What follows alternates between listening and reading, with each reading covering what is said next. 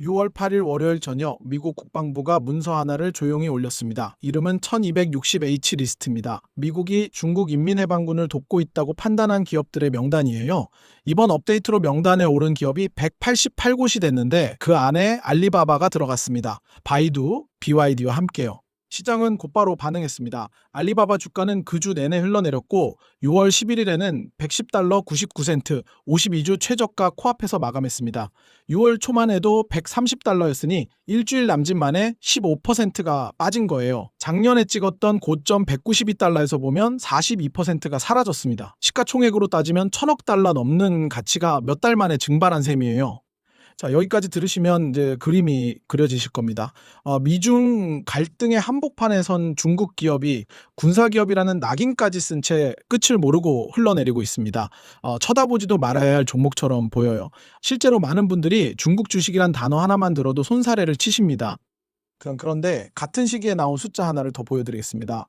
월가 애널리스트들의 평균 목표 주가는 191달러입니다. 현재 주가보다 73% 위에 있어요. 투자 의견은 매수가 38명, 매도는 단 1명입니다. 그리고 펜타곤 뉴스가 시장을 덮치기 직전인 6월 4일 혁신기업 투자로 유명한 캐시우드의 아크인베스트가 알리바바 주식을 사들였습니다. 공포가 깔리는 그 길목에서 누군가는 조용히 줍고 있었던 거예요. 이상하지 않습니까? 한쪽에서는 미군의 적이라고 낙인을 찍고 다른 한쪽에서는 70% 넘게 싸다고 말합니다. 시가총액 2,600억 달러짜리 메가캡에서 이 정도로 의견이 극단적으로 갈라진 종목은 지금 시장에 거의 없습니다. 이런 괴리가 보일 때 저희가 늘 하는 일이 있죠. 헤드라인을 걷어내고 그 밑에 깔린 숫자를 들여다보는 겁니다. 오늘은 이 괴리의 정체를 끝까지 파헤쳐 보려고 합니다. 미리 말씀드리면 핵심은 펜타곤이 아닙니다. 진짜 이야기는 한 달 전 실적 발표에 숨어 있어요. 알리바바의 분기이익이 99.7% 사라졌거든요. 조정순이익이 1년 전 수백억 위안에서 8,600만 위안, ADR 한 주당 딱 1센트가 됐습니다. 거의 제로예요. 그런데 저는 오늘 이 이익 소멸이 사고가 아니라 설계라는 이야기를 하려고 합니다. 그리고 이 설계도가 10년 전 어느 미국 회사가 그렸던 그림과 소름 돋게 닮아 있다는 이야기도요. 참고로 저희 채널에서 중국 기업을 이렇게 정면으로 길게 다루는 건 처음입니다. 그만큼 지금 이 종목이 던지는 질문이 묵직하다고 판단했어요. 20분 남짓만 집중해 주시면 공포에 잠긴 이 종목을 감정이 아니라 숫자와 구조로 다시 보실 수 있게 해드렸습니다. 그럼 시작하겠습니다. 본론에 들어가기 전에 알리바바가 어쩌다 여기까지 왔는지 궤적부터 빠르게 복귀하겠습니다. 이 종목은 역사를 모르면 지금 가격이 안 읽히거든요. 2020년 10월 알리바바 주가는 319달러, 시가총액은 8,500억 달러를 넘었습니다. 세계에서 가장 비싼 회사들 중 하나였어요. 그런데 그해 자회사 엔트그룹의 사상 최대 규모 상장이 데뷔 직전 전격 취소되면서 모두가 아는 빅테크 때리기가 시작됩니다. 마윈이 공개석상에서 금융당국을 비판한 직후였어요. 사상 최대의 반독점 벌금이 떨어졌고 마윈은 무대에서 사라졌고 월가에는 중국 주식 투자 불가라는 딱지가 붙었습니다. 319달러였던 주가는 한때 58달러 선까지 80% 넘게 무너졌어요. 반전은 작년에 왔습니다. 딥시크라는 중국 스타트업이 저비용 AI 모델로 세계를 흔들면서 중국 AI를 보는 시선이 하루아침에 바뀌었고 시진핑이 기업인들을 모은 자리에 마윈이 다시 등장했습니다. 빅테크를 때리던 시대가 끝났다는 신호로 읽혔어요. 알리바바는 단숨에 중국 AI의 대장주가 됐고 작년 한 해에만 주가가 75% 올랐습니다. 그 랠리의 꼭대기가 192달러였어요. 그리고 지금 그 고점에서 42% 빠진 자리에 와 있습니다. 시장이 다시 공포로 돌아선 이유들은 뉴스를 검색하면 다 나옵니다. 빠르게만 짚을게요. 지정학이 가장 큽니다. 1260H 리스트는 갑자기 나온 게 아니에요. 작년 10월에 국방부가 의회에 통보했고 올해 2월에는 명단이 연방관보에 잠깐 올라왔다가 몇 분 만에 사라지는 해프닝까지 있었습니다. 그게 이번에 공식화된 거예요. 텐센트는 이미 작년부터 이 명단에 올라 있습니다. 이제 중국 AI 3대장으로 불리는 알리바바, 바이두, 텐센트가 전부 미국 국방부의 군사기업 명단에 올라 있는 상태예요. 중국 경기도 부담입니다. 중국 정부가 올해 GDP 성장률 목표를 4.5에서 5%, 수십 년 만에 가장 낮은 수준으로 잡았어요. 소비 회복은 더디고 디플레이션 우려까지 나옵니다. 알리바바의 본업이 결국 중국 사람들에게 물건을 파는 일이니 중국 소비가 식으면 알리바바도 식는다는 단순한 논리가 시장을 짓누르고 있어요. 그리고 결정타가 실적입니다. 5월 13일에 나온 분기 실적에서 매출은 시장 예상치를 밑돌았고 조정 영업이익은 84% 줄었고 조정 순이익은 99.7% 증발했습니다. 여기까지가 여러분이 어디서든 들을 수 있는 이야기입니다. 군사기업 낙인, 중국 경기 침체, 이익 증발, 어느 것 하나 틀린 말이 없어요. 주가가 여기까지 빠진 데는 다 이유가 있습니다. 공포에는 늘 근거가 있죠. 그런데 이상한 게 하나 있습니다. 그 충격적인 실적이 나온 5월 13일 주가가 어떻게 움직였는지 보셨습니까? 장 시작 전에는 빠졌습니다. 이익이 사라졌으니 당연하죠. 그런데 장이 열리고 컨퍼런스 콜이 진행되면서 방향이 바뀌더니 그날 6% 넘게 오르면서 마감했습니다. 이익이 99.7% 사라졌다는 발표가 나온 날 주가가 급등한 거예요. 이게 말이 됩니까? 가능성은 둘 중 하나입니다. 시장이 그날 집단적으로 미쳤거나 아니면 그 발표 안에 이익 증발보다 훨씬 더 중요한 무언가가 있었거나 저는 후자라고 봅니다. 이제부터 그날 발표 안에 뭐가 있었는지 그리고 사라진 이익이 대체 어디로 갔는지를 한 갈래씩 추적해 보겠습니다. 먼저 사라진 돈의 행방부터 쫓아가 보겠습니다.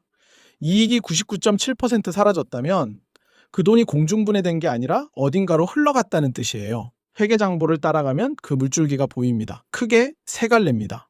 가장 큰 물줄기는 클라우드와 AI 설비 투자입니다. 알리바바는 작년 초 3년간 3,800억 위안, 우리 돈으로 70조 원이 넘는 돈을 클라우드와 AI 인프라에 쏟아붓겠다고 선언했습니다. 이 숫자가 얼마나 큰 거냐면 지난 10년 동안 이 분야에 쓴 돈을 전부 합친 것보다 큽니다. 데이터 센터를 짓고 엔비디아와 자체 칩으로 서버를 채우고 전력을 확보하는 데 들어가는 돈이에요.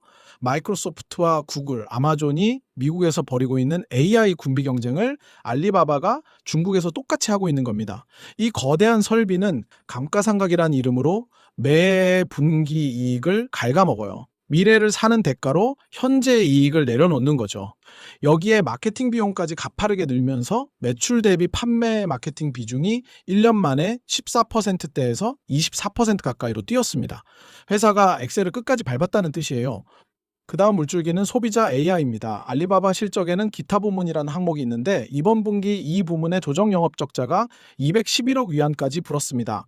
1년 전에 6배 수준이에요. 회사 설명으로는 상당 부분이 Q1 앱 때문입니다. 챗 GPT의 중국판이라고 보시면 되는데 그냥 채팅만 하는 앱이 아니에요. 말 한마디로 음식을 주문하고 결제까지 대화창 안에서 끝내고 여행을 검색해 예약까지 해주는 이른바 행동하는 AI를 표방합니다.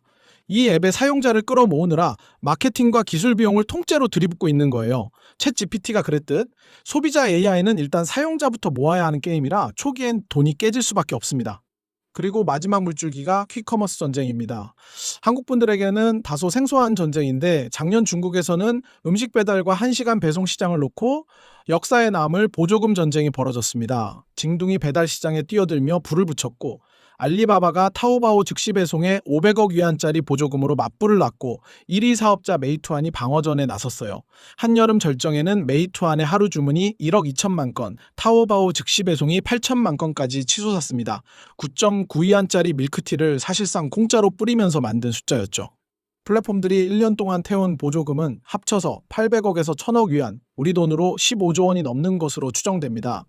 이 전쟁의 청구서가 어땠는지는 경쟁사 메이투안이 적나라하게 보여줘요. 재작년 358억 위안 흑자였던 회사가 작년에는 230억 위안이 넘는 적자로 돌아섰습니다.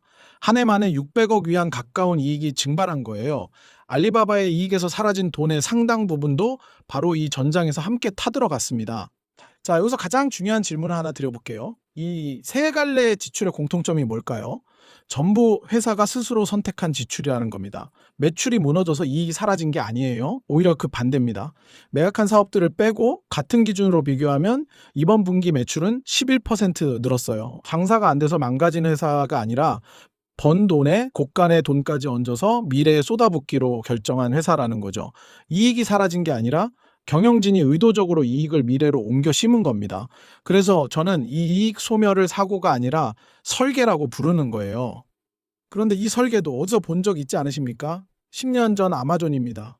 잠깐 시간을 거슬러 올라가 볼게요. 2014년 아마존은 연간 적자를 냈습니다. 매출은 해마다 꾸준히 느는데 정작 이익은 안 나오니까 그해 주가가 22%나 빠졌어요. 당시 월가에서 아마존을 뭐라고 불렀는지 아십니까? 소비자들 좋으라고 투자자들 돈으로 운영하는 자선단체라는 조롱이 공공연하게 나왔습니다. 영원히 이익을 낼 줄 모르는 회사, 매출만 키우고 주주는 등쳐먹는 회사라는 비아냥이었어요. 지금 알리바바에 쏟아지는 말과 정확히 똑같죠. 돈만 쓰고 이익은 없다. 중국 정부 좋으라고 투자만 한다. 이런 말들이요. 그런데 그 시절 아마존 적자의 정체가 대체 뭐였습니까? 전국에 거미줄처럼 깔던 물류망, 그리고 AWS라는 클라우드에 들이부은 투자였습니다. 당시엔 아무도 그 안에서 뭐가 잘하는지 몰랐어요. 그러다 2015년 봄 아마존이 처음으로 AWS 실적을 따로 떼어 공개하자 시장이 발칵 뒤집어졌습니다. 만년 적자 회사인 줄 알았더니 그 적자 더미 속에 폭발적으로 성장하는 고마진 클라우드 사업이 숨어 있었던 거예요. 그해 아마존 주가는 2배가 됐고 그 뒤에 10년은 다들 아시는 대로입니다. 조롱하던 사람들은 슬그머니 사라졌고 그 공포의 시기를 버티며 묵묵히 모았던 사람들은 인생이 바뀌었어요. 그 시절 아마존을 이끌던 제프 베이조스의 경영 철학은 처음부터 분명했습니다. 회사는 분기이익이라는 숫자를 예쁘게 보여주기 위해 존재하는 게 아니라 아주 길게 보고 장기 현금 흐름을 최대로 키우기 위해 존재한다는 거였어요. 그래서 그는 해마다 적자를 내면서도 너희는 영원히 돈을 못 벌 거라는 시장의 조롱을 묵묵히 견디며 물류망과 AWS에 돈을 들이부었습니다. 당장의 이익을 기꺼이 포기하는 대신 10년 뒤에 압도적인 지배력을 미리 사들인 거예요. 지금 알리바바 경영진이 내리고 있는 선택이 바로 이것과 판박입니다. 차이가 있다면 무대가 미국에서 중국으로, 시점이 2014년에서 지금으로 옮겨졌을 뿐이에요. 그리고 안타깝게도 그때 시장이 아마존을 상대로 저질렀던 그 값비싼 실수를 지금 시장이 알리바바를 상대로 똑같이 반복하고 있는 겁니다. 알리바바의 지금 구조가 정확히 그 모양입니다. 이커머스라는 거대한 캐시카우가 벌어오는 돈을 클라우드와 AI에 쏟아붓고 회계상 이익은 사라지고 시장은 이익이 없다는 이유로 주가를 두들겨 패는 구조요. 역사가 그대로 반복되고 있는 거예요. 그런데 여기서 알리바바가 10년 전 아마존보다 오히려 유리한 점이 하나 있습니다. 아마존은 2015년까지 AWS 숫자를 꽁꽁 숨겼습니다. 시장은 그 안에 뭐가 잘하는지 들여다볼 수가 없었어요. 그래서 공개되는 순간 주가가 2배로 튄 거죠. 반면 알리바바의 클라우드 숫자는 지금 이미 분기마다 전부 공개되고 있습니다. 그러니까 알리바바는 숨겨진 보석이 아니라 진열장에 환히 전시돼 있는데도 사람들이 외면하고 지나치는 보석에 가까워요. 보석이 안 보여서 안 사는 게 아니라 옆에 붙은 군사기업이라는 경고 딱지 때문에 눈길조차 주지 않는 상황인 겁니다. 그러면 그 진열장 속 숫자를 직접 들여다보겠습니다. 이번 분기 클라우드 매출은 416억 위안으로 38% 성장했습니다. 외부 고객 매출만 떼어보면 40% 성장이에요. 그런데 매출 성장률보다 훨씬 더 중요한 게 따로 있습니다. 이익의 기울기예요. 클라우드 부문의 조정 영업이익이 같은 기간 57% 늘었거든요. 이 두 숫자를 나란히 놓아보세요. 매출은 38% 느는데 이익은 57%가 늘어납니다. 매출 증가 속도보다 이익 증가 속도가 더 빠른 거예요. 이게 바로 영업 레버리지라는 겁니다. 데이터 센터라는 거대한 고정비를 한번 깔아놓으면 그 위로 고객이 늘고 매출이 붙을 때마다 추가 비용은 거의 안 들고 이익만 가파르게 불어나요. 클라우드 사업의 가장 아름다운 구간이 시작됐다는 신호입니다. 그룹 전체 이익이 99.7% 증발한 바로 그 분기에 정작 클라우드 안에서는 규모의 경제가 본격적으로 작동하기 시작했다는 게 숫자로 증명된 거예요. AI 쪽은 기울기가 더 가파릅니다. 알리바바의 AI 관련 매출은 무려 11분기 연속으로 세 자릿수 성장 중입니다. 11분기 연속이요. 3년 가까이 매 분기 전년 대비 2배 이상씩 컸다는 얘기예요. 이번 분기 AI 매출이 90억 위안인데 연환산하면 약 360억 위안, 53억 달러 규모입니다. 외부 클라우드 매출의 30%가 이미 AI에서 나오고 있어요. CEO 우융밍은 12개월 안에 클라우드 매출의 절반 이상이 AI에서 나올 거라고 못 박았고 5년 안에 외부 클라우드와 AI 매출을 합쳐 1,000억 달러까지 키우겠다는 목표를 내걸었습니다. 5월 13일 그날 주가가 급등한 진짜 이유가 바로 이 대목이에요. 시장의 똑똑한 돈은 사라진 이익이 아니라 그 이익이 흘러들어가서 무섭게 자라고 있는 자산을 본 겁니다. 여기서 한 단계만 더 깊이 들어가야 합니다. 이 성장이 모래 위에 지은 성장인지 간단한 해자 위에 선 성장인지를 봐야 하니까요. 언론에서는 잘 다루지 않는데 알리바바의 진짜 차별점은 맨 아래층부터 그 위에 모델, 클라우드, 그리고 소비자 앱까지 수직으로 전부 자기 손에 쥐고 있는 풀스택 구조에 있습니다. 이게 왜 결정적인지 한 층씩 보겠습니다. 그 전에 잠깐 짚고 갈 게 있습니다. 흔히 중국 AI 3대장이라고 알리바바, 바이두, 텐센트를 한 묶음으로 부르지만 사실 이 셋이 벌이는 게임은 서로 완전히 달라요. 바이두는 검색과 자율주행 같은 응용 서비스에 AI를 얻는 쪽이고, 텐센트는 위챗과 게임이라는 거대한 소셜 플랫폼 위에 AI를 입히는 쪽입니다. 반면 알리바바는 칩과 클라우드, 그러니까 그 모든 AI가 돌아가기 위한 인프라 그 자체를 파는 쪽이에요. 골드러시 시절에 빗대자면 누가 금을 캐든 상관없이 곡괭이와 삽을 파는 회사인 셈입니다. 중국에서 어떤 기업이 AI 경쟁의 최우승자가 되든 그들이 자기 모델을 학습시키고 돌릴 클라우드와 칩은 상당 부분 알리바바를 거쳐갈 수밖에 없어요. 그래서 알리바바는 중국 AI 붐에 뛰어든 여러 선수 중 하나가 아니라 그 붐 전체가 딛고 서야 하는 바닥에 더 가깝습니다. 이게 알리바바의 AI 스토리가 다른 두 곳과 결이 다른 이유예요. 맨 아래층 칩부터 보죠. 알리바바에는 티헤드라는 반도체 자회사가 있습니다. 올해 2월 기준으로 자체 설계한 AI 칩을 47만 개나 출하했고, 이 칩 사업의 연매출이 100억 위안 수준까지 올라왔어요. 경영진의 표현을 그대로 빌리면 지금 중국에서 자체 AI 칩을 대규모로 만들어낼 수 있는 회사는 알리바바가 유일합니다. 이게 왜 그렇게 중요하냐? 요즘 미중 칩 전쟁의 기묘한 장면 하나를 보시면 단번에 이해되실 거예요. 지난달 미국 정부가 알리바바를 포함한 중국 기업 몇 곳에 엔비디아 H200 칩 판매를 승인했습니다.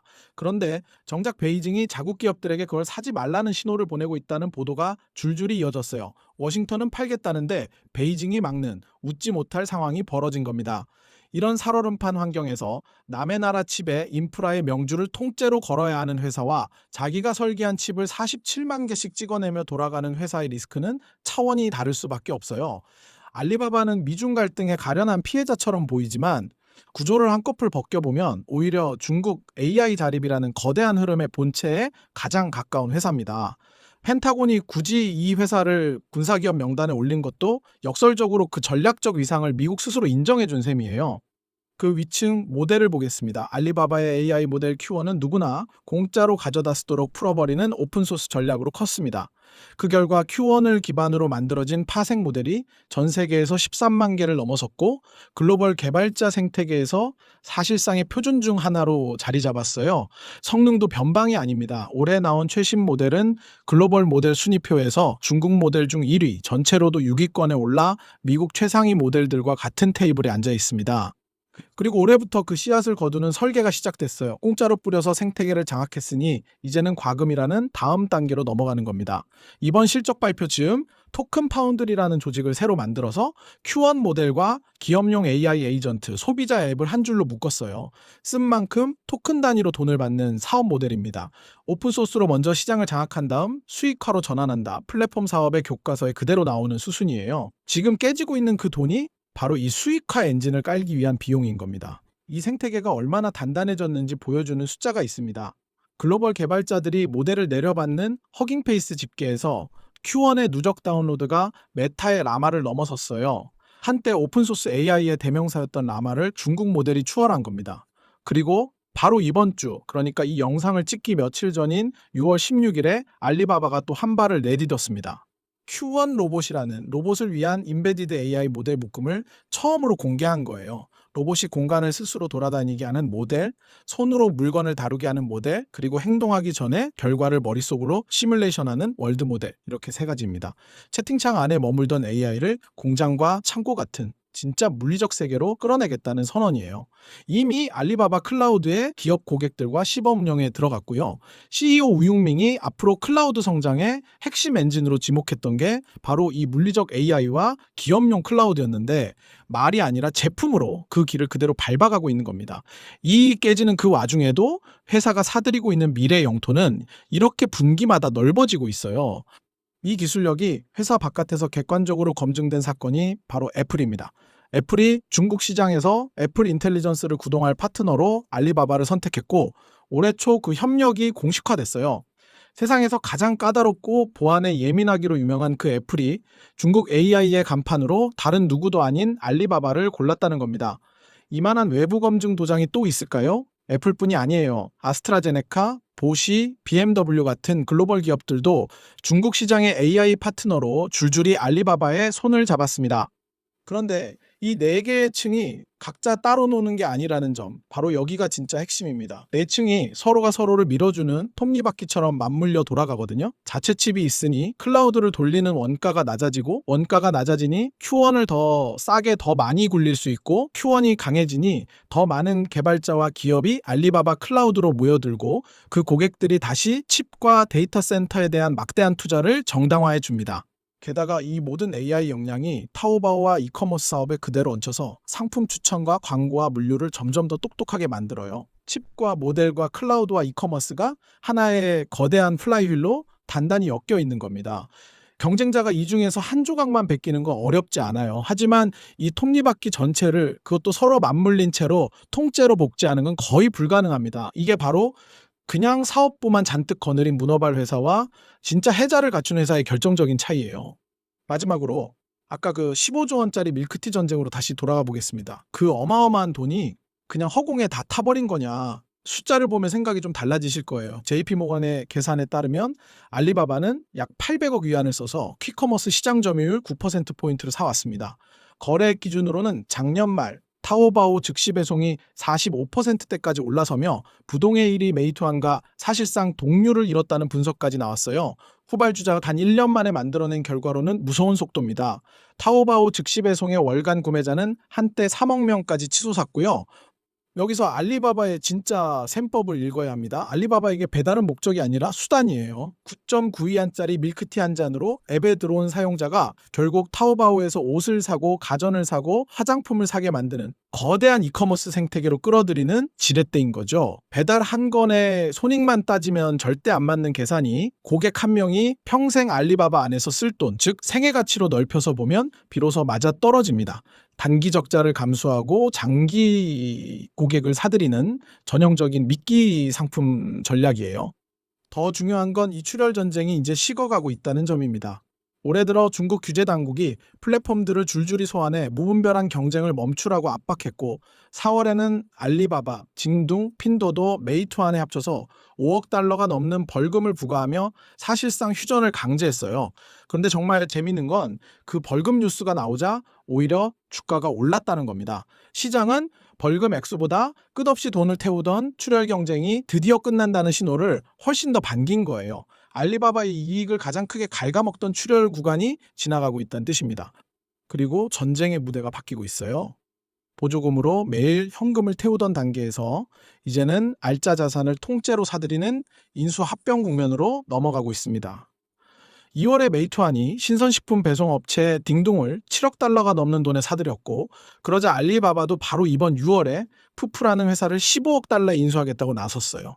푸푸는 중국에 몇 안 남은 독립 즉시 배송 식료품 업체인데 연매출이 30억 위안을 넘고 여러 도시에 30분 배송이 가능한 자체 창고망을 깔아놓은 곳입니다. 알리바바가 제시한 금액은 경쟁자가 부른 가격의 2배가 넘었어요. 여기서 알리바바의 전략 변화가 읽힙니다. 예전에는 대형마트 같은 전통 유통자산을 정리하더니 이제는 즉시 배송 인프라 자체를 사모으는 쪽으로 방향을 튼 거예요. 매일 보조금으로 고객을 빌리는 대신 창고망과 배송 밀도를 아예 통째로 소유해버리겠다는 겁니다. 출혈은 멈추되 퀵커머스라는 전장 자체에서 발을 빼는 게 아니라 오히려 더 깊이 들어가고 있다는 신호예요. 자, 이제 그럼 이 회사가 대체 얼마짜리인지 밸류에이션 이야기를 해봅시다. 세세한 숫자를 잔뜩 나열하면 재미없으니까 큰 그림만 직관적으로 그려보겠습니다. 알리바바의 연간 매출은 1조 위안이 넘습니다. 우리 돈으로 약 200조 원이에요. 이 가운데 클라우드가 연간 1,580억 위안 규모로 한 해 동안 34% 컸습니다. 그리고 이 회사 전체의 시가총액이 지금 약 2,600억 달러, 원화로 350조 원 안팎이에요. 이 숫자를 머릿속에 잠깐 들고 계세요. 그래서 이제 거꾸로 계산을 한번 해보겠습니다. 만약에 알리바바 클라우드가 알리바바에서 떨어져 나와 미국 증시에 따로 상장된 독립회사라고 가정해 볼게요. 연매출 220억 달러에 매년 38%씩 성장하면서 이익까지 영업 레버리지를 타고 가파르게 늘고 있는 순수 AI 클라우드 회사입니다. 지금 미국 시장에서 이런 회사라면 매출의 10배가 넘는 가치를 받아도 전혀 이상하지 않아요. 그런데 아주 박하게 보수적으로 매출의 8배만 쳐주겠습니다. 그래도 클라우드 하나만 1,700억 달러가 넘게 나와요. 그러면 한번 보세요. 회사 전체 시가총액 2,600억 달러에서 클라우드 목 1,700억 달러를 빼면 900억 달러 정도가 남습니다. 그런데 그 남은 900억 달러 안에 대체 뭐가 들어가야 할까요? 보조금 전쟁으로 이익이 깎인 최악의 분기에도 석 달 동안 35억 달러를 벌어다 준 중국 최대 이커머스 제국이 통째로 들어가야 합니다. 거기에 중국 유일의 자체 AI 칩 사업, 13만 개 파생 모델을 거느린 Q1 생태계, 동남아와 유럽으로 뻗은 해외 이커머스, 거대한 물류망까지 전부 그 안에 우겨 넣어야 해요. 계산이 도저히 맞지 않죠. 이게 무슨 뜻이냐면 지금 시장은 사실상 알리바바의 AI 투자에 마이너스 가격을 매기고 있다는 겁니다. 돈을 쓰고 있다는 그 이유 하나만으로 그 돈이 사들이고 있는 미래 자산의 가치까지 통째로 깎아서 내다 버리고 있는 거예요. 미래에 투자하는 행위 자체를 시장이 벌점으로 매기고 있는 셈입니다. TR로도 솔직하게 짚고 가겠습니다. 한쪽으로 치우친 얘기만 드리면 안 되니까요. 지금 알리바바의 후행 PER, 그러니까 그 99.7% 무너진 분기까지 다 포함한 지난 1년 이익 기준으로 계산해도 19배 안팎입니다.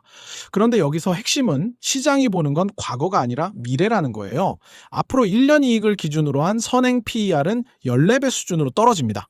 이익이 정상으로 돌아오는 걸 전제로 한 숫자죠. 미국 빅테크들이 보통 30배 안팎에서 거래되는 것과 비교하면 같은 AI 클라우드 회사를 절반도 안 되는 가격에 사는 셈이에요. 물론 이 14배라는 숫자가 성립하려면 이익이 정말 돌아와야 합니다. 그래서 이 종목의 밸류에이션 논쟁은 길게 늘어놓을 것도 없이 딱 하나의 질문으로 좁혀져요. 사라진 이익이 다시 돌아온다고 믿느냐 안 믿느냐. 돌아온다고 믿으면 지금은 선행 14배짜리 헐값이고 영영 안 돌아온다고 믿으면 함정인 겁니다. 월가는 일단 돌아온다는 쪽에 서 있어요. 6월 중순 기준으로 평균 목표 주가 191달러, 가장 보수적인 목표가조차 112달러로 지금 주가 수준입니다. 38명이 매수, 단 한 명이 매도예요. 한번 보세요. 4월에 바클레이스가 목표가를 186달러로 낮췄는데 그러면서도 매수 의견은 그대로 유지했어요. 목표가를 깎은 이유와 매수를 유지한 이유가 똑같이 AI 투자였습니다. 투자 때문에 단기 이익은 줄어드니 목표가는 살짝 낮추지만 그 투자의 방향 자체는 옳다고 본 거죠. 최근에는 골드만삭스가 클라우드 재가속과 리테일 마진 개선을 근거로 컨빅션 매수, 그러니까 가장 강한 매수 등급을 다시 확인했고 2026년 최선호 중국 종목으로도 꼽았습니다. 게다가 알리바바는 이익이 사실상 제로가 된 바로 그 분기에 연간 25억 달러 규모의 배당 계획을 새로 내놨습니다. 곱씹어볼 대목이에요. 이익이 진짜로 구조적으로 무너지는 회사라면 배당을 늘릴 엄두를 못 냅니다. 이 이익 소멸이 추락이 아니라 일시적인 선택이라는 경영진 스스로의 자신감으로 읽히는 신호예요. 여기서 잠깐 한 발 물러서서 더 근본적인 질문을 하나 던져보고 싶습니다. 왜 시장은 이런 회사를 번번이 잘못 보는 걸까요? 아마존 때도 그랬고 지금 알리바바한테도 똑같이 그러고 있잖아요. 답은 사실 우리 머릿속에 있습니다. 인간에게는 이익이 사라지면 일단 판단은 본능이 있어요. 손익계산서 맨 아래줄 숫자가 무너지면 우리 뇌는 거의 반사적으로 위험 신호를 켜고 도망치라고 외칩니다. 이 본능 자체는 나쁜 게 아니에요. 진짜로 망해가는 회사로부터 우리를 지켜주는 소중한 방어 기제니까요. 문제는 이 본능이 의도적으로 이익을 누르며 미래에 투자하는 회사 앞에서는 정반대로 작동한다는 겁니다. 가장 좋은 기회를 가장 위험한 신호로 착각하게 만드는 거예요. 행동경제에서는 이걸 현재 이익의 폭정이라고 부를 만합니다. 우리는 눈앞의 분기 실적이라는 한 점에 닻을 내리고 그걸 미래까지 쭉 늘려서 회사를 평가해버려요. 5년 뒤에 그 투자가 거둘 열매는 너무 멀고 흐릿하니까 머릿속에서 자꾸 지워지는 거죠. 그래서 시장은 투자기에 있는 회사를 거의 항상 헐값에 던집니다. 바로 그 지점이 규율 있는 투자자에게 주어지는 기회예요. 돈이 사라진 게 아니라 어디로 흘러가고 있는지를 볼 줄 아는 사람에게요. 저희가 늘 말씀드리죠. 공포 구간에서 죽고 신고가에서 추격하지 않는다. 시장은 헤드라인이 가장 흉할 때 가장 좋은 가격을 내어줍니다. 자, 그러면 이제 다시 차분하게 균형을 잡기 위해 리스크를 하나도 숨기지 않고 솔직하게 점검하겠습니다. 좋은 얘기만 잔뜩 듣고 들어가는 게 투자에서 제일 위험한 일이니까요. 가장 큰 리스크는 누가 뭐래도 지정하기입니다. 다만 여기서도 공포와 사실은 칼같이 분리해야 해요. 1260H 리스트가 실제로 무슨 효력을 갖는 명단인지 차갑게 뜯어보겠습니다. 미국 국방부가 이 명단에 오른 기업과 직접 계약을 맺는 걸 이번 달부터 금지하고 제3자를 거친 조달은 내년 6월부터 금지합니다. 딱 그게 전부예요. 그런데 알리바바가 미군에 납품하는 물건이 있습니까? 없습니다. 그래서 이 명단 자체로 인한 직접적인 사업 타격은 사실상 제로에 가까워요. 금융 제재도 아니고 미국 투자자가 주식을 사고 파는 걸 막는 조치도 아닙니다. 알리바바는 우리는 군사기업이 아니라며 모든 법적 수단을 동원하겠다고 즉각 공식 반박했어요. 실제로 샤오미가 2021년에 이와 비슷한 국방부 명단에 올랐다가 소송을 걸어 이겨서 명단에서 빠진 전례가 있습니다. 텐센트도 1년 넘게 이 명단에 올라 있지만 사업은 아무 일 없다는 듯 멀쩡하게 굴러가고 있고요. 그럼에도 제가 이 리스크를 가장 앞에 두는 이유는 이 명단이 더 센 조치의 예고편일 수 있어서입니다. 시장이 진짜로 두려워하는 건 이 명단 자체가 아니에요. 여기서 한 발 더 나아가 미국 자본의 대중국 투자 제한이나 심하면 미국 증시 상장 폐지 압박 같은 더 무거운 조치로 번지는 시나리오입니다. 몇 해 전 중국 ADR 상장 폐지 공포가 시장을 한바탕 휩쓸었던 기억이 아직 생생하니까요. 저는 그 확률이 높다고 보지는 않습니다만 그렇다고 제로라고 단언할 수도 없어요. 그리고 결정적으로 이건 우리가 재무제표를 아무리 깊이 파도 예측할 수 없는 영역입니다. 오로지 워싱턴과 베이징의 정치 일정에 달린 문제예요. 알리바바라는 종목을 다루려는 사람이라면 이 변수만큼은 반드시 깔고 들어가야 합니다. 그 다음 리스크는 이익 회복의 시점입니다. 투자가 설계라는 건 알겠는데 그 설계가 대체 언제 이익으로 돌아오느냐는 솔직히 누구도 정확히 모릅니다. 회사조차 명확한 시점을 약속하지 않았어요. 이번 회계연도 잉여현금 흐름은 466억 위안 유출이었습니다. 장부상 이익이 아니라 진짜로 곳간에서 현금이 빠져나가고 있다는 뜻이에요. 그 위대한 아마존도 투자기에서 수학기로 넘어가는데 몇 년이 통째로 걸렸습니다. 알리바바도 다음 분기에 그리고 그 다음 분기에도 이익은 계속 흉할 수 있어요. 그 길고 답답한 구간을 견딜 인내가 없는 분에게는 절대 맞지 않는 종목입니다. 중국 거시 환경도 결코 가볍게 볼 수 없습니다. 화려한 클라우드 숫자에 가려져 잘 안 보이는데 퀵커머스와 도매 사업을 빼고 순수하게 보면 이번 분기 핵심 이커머스 매출은 오히려 1% 줄었어요. 본진인 중국 소비가 그만큼 차갑게 식어 있다는 신호입니다. 클라우드가 아무리 잘 나가도 그 거대한 투자를 떠받치는 캐시카우인 이커머스 본업이 흔들리면 투자를 지속할 체력 자체가 줄어들어요. 여기에 실행 리스크도 있습니다. 올해 3월 Q1 팀의 핵심 기술 인력 2명이 회사를 떠났어요. AI 경쟁은 결국 사람이 하는 싸움이라 이런 두뇌 유출이 이어지면 모델 경쟁력에 금이 갈 수 있습니다. 그리고 7월부터는 중국의 해외 투자 규제가 강화되는데 AI 같은 핵심 기술의 국경을 넘는 협력을 더 깐깐하게 들여다보겠다는 내용이라 글로벌 확장의 변수가 될 수 있어요. 자, 여기서 잠깐 이 종목에 지금 물려 계신 분들 얘기를 꼭 하고 넘어가야겠습니다. 작년 고점 192달러 부근에서 들어가신 분들도 계실 거고 멀게는 2020년 319달러 시절부터 손절 못하고 오래 들고 계신 분들도 계실 겁니다. 알리바바는 유난히 물린 사연이 깊고 오래된 종목이에요. 그런 분들께 딱 한 가지만 여쭤보고 싶습니다. 처음 이 주식을 사실 때 대체 왜 사셨습니까? 작년에 들어가신 분들 중에는 중국 AI의 대장주라는 논리로 사신 분이 많을 거예요. 딥시크가 세상을 놀라게 하고 마윈이 시진핑 옆자리에 다시 등장하던 그 뜨거운 시기예요. 만약 그 논리로 사셨다면 지금 점검해야 할 건 주가가 아니라 그 논리입니다. 보세요. 클라우드 성장률은 그때보다 오히려 빨라졌고 AI 매출은 11분기 연속 세 자릿수를 지키고 있고 애플은 여전히 알리바바의 손을 굳게 잡고 있어요. 처음 사신 그 논리는 단 하나도 훼손되지 않았습니다. 오히려 분기를 거듭할수록 더 단단해졌어요. 무너진 건 가격이지 가치가 아닙니다. 그렇다면 그건 물린 게 아니라 똑같은 자산을 42% 할인된 가격에 들고 있는 거예요. 관점을 완전히 바꾸셔야 합니다. 다만 2020년 319달러 시절부터 들고 계신 분들께는 조금 다른 말씀을 드려야겠어요. 냉정하게 말해 그때의 알리바바와 지금의 알리바바는 사실상 다른 회사입니다. 그때 그 가격에는 중국 이커머스 시장을 독점하다시피 한 프리미엄이 잔뜩 매겨져 있었어요.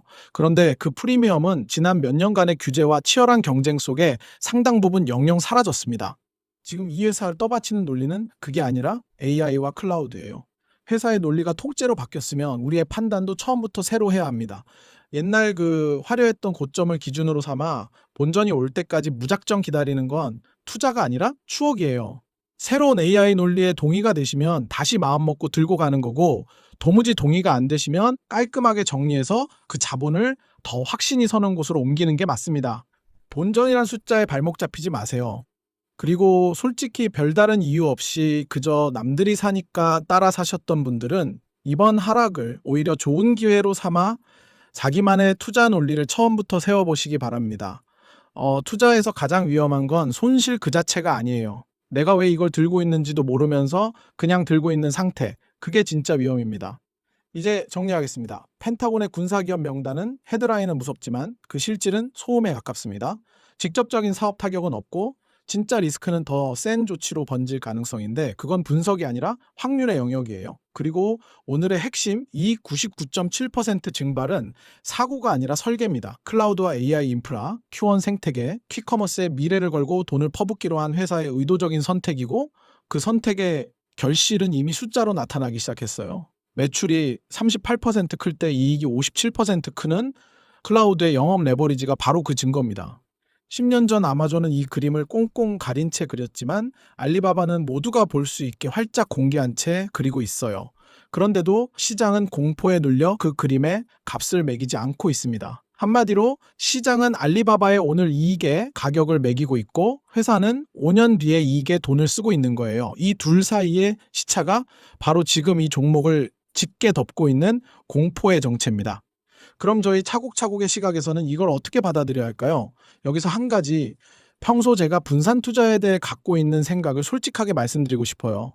많은 분들이 미국 주식과 한국 주식을 같이 들고 계시면서 분산이 됐다고 생각하시는데 사실 이 둘은 거의 같이 움직입니다. 미국 빅테크가 빠지는 날엔 다음날 코스피도 같이 빠져요. 한 몸처럼 붙어 다니는 거죠. 그래서 진짜 의미의 지역 분산을 하려면 미국과 다른 박자로 움직이는 시장이 필요합니다. 중국이나 유럽 같은 곳이요. 바로 이 지점이 그럼에도 중국에 소액을 들고 갈 이유가 있다면 그게 뭐냐에 대한 정직한 답이에요. 중국이 안전해서가 아니라 미국과 다르게 움직이는 진짜 분산 자산이기 때문입니다. 그리고 이 분산에는 비대칭적인 보너스가 하나 붙어 있어요. 어느 날 갑자기 미국 빅테크가 크게 조정받는데 중국 빅테크가 미친 듯이 튀어오르는 상황. 충분히 올 수 있습니다. 그 방아쇠가 또 한 번의 딥시크 같은 충격일 수도 있고요. 문제는 그게 언제 올지 아무도 못 맞힌다는 거예요. 그러니 작은 포지션을 미리 깔아두는 건 판돈을 다 거는 게 아니라 복권 한 장을 들고 있는 것과 비슷합니다. 그 순간이 왔을 때 아예 손에 아무것도 없는 것과 작게라도 쥐고 있는 것은 천지 차이니까요. 펀더멘털도 이 장기 중국 AI 시나리오를 받쳐줍니다. 놀라운 통계가 하나 있어요. 미국의 AI 스타트업 중 80%가 이미 중국산 오픈소스 모델을 쓰고 있다는 미국 정부 산하기관의 조사가 나왔습니다. Q1을 포함한 중국 모델들이 미국 모델보다 적게는 5배, 많게는 30배까지 저렴하거든요. 가성비가 구조적으로 압도적인 겁니다. 여기에 미묘한 역설이 하나 더 있어요. 미국의 최고 모델들은 수익을 내야 하니까 비싼 유료 울타리 안에 갇혀 있고 수출 규제까지 받습니다. 그럴수록 전 세계 개발자들은 값싸고 열려있는 중국 모델을 기본 값으로 깔게 돼요. 미국의 견제가 오히려 중국 모델의 점유율을 키워주는 반사이익이 생기는 겁니다. 그리고 그 흐름의 가장 큰 수혜자가 바로 Q1을 가진 알리바바 클라우드예요. 국가 안보에 치명적인 영역만 아니라면 이제는 중국 모델을 쓰는 게 합리적인 선택이 되어가고 있는 게 현실입니다. 그런데 말이죠. 여기까지 다 좋은데 이 모든 펀더멘털 논리로도 절대 막을 수 없는 위험이 딱 하나 있습니다. 바로 국가입니다. 이건 사상 최대 규모가 될 뻔했던 엔트그룹 상장을 하루아침에 멈춰 세우고 자국에서 가장 유명한 창업자를 공개 무대에서 지워버린 정부예요.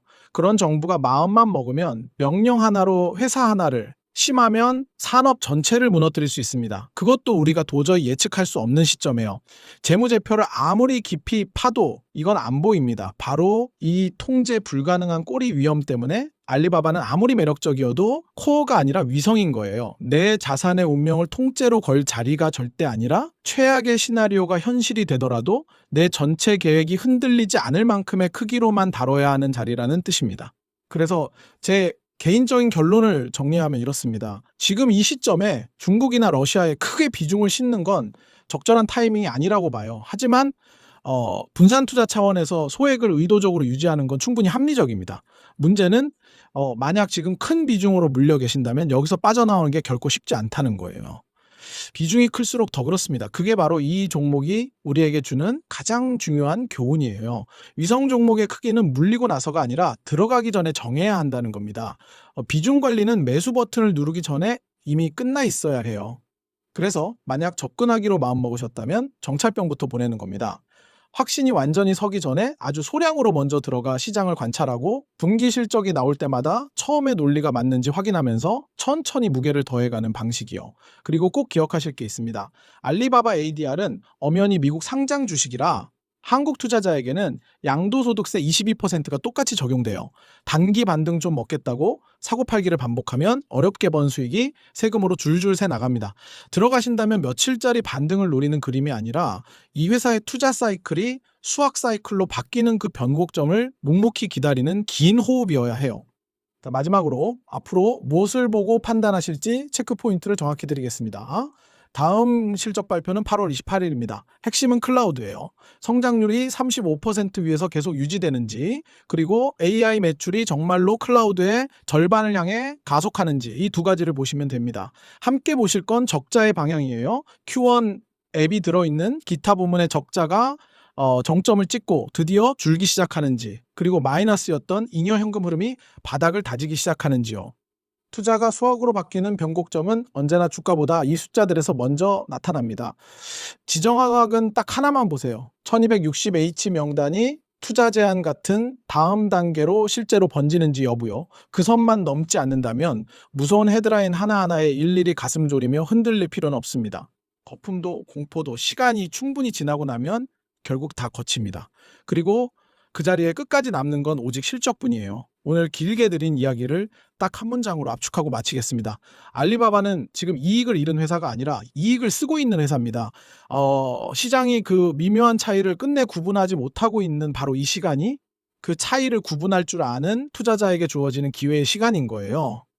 그리고 멤버십 얘기를 짧게만 드리고 갈게요. 제가 오늘 내내 눈앞의 이익을 포기하고 미래에 묵묵히 투자하는 회사 이야기를 했잖아요. 사실 이 채널 멤버십이 저한테는 딱 그런 존재입니다. 여러분이 보내주시는 커피 한 잔 값으로 저는 다음 분석을 더 깊고 끈질기게 팔 시간을 사거든요. 솔직히 가입하셔도 특별한 혜택은 딱히 없습니다. 그냥 광고에 기대지 않고 이런 분석을 계속 만들어갈 수 있게 해주는, 말하자면 이 작은 채널의 설비 투자라고 생각해 주시면 충분해요. 정말 부담은 조금도 갖지 않으셔도 됩니다. 긴 영상 끝까지 함께 해주셔서 감사합니다. 다음에 또 더 좋은 인사이트로 찾아뵙겠습니다. 자, 차곡차곡 천천히 하지만 확실하게 감사합니다.